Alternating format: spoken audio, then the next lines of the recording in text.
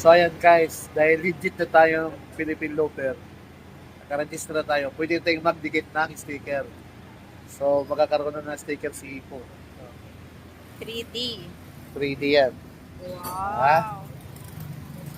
Philippine Loafer. May mas malaki niyan. Pero ito kasi 3D eh. Magkano 3D to?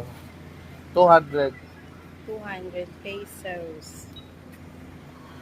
Dapat gitnahan. Wow. Pero may malaki din silang binigay guys. Dalawang malaking sticker. Ito lang ilagay natin kasi 3D. Na. Ah.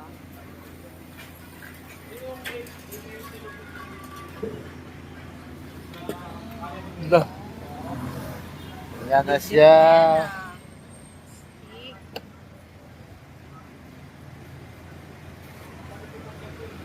Legit na.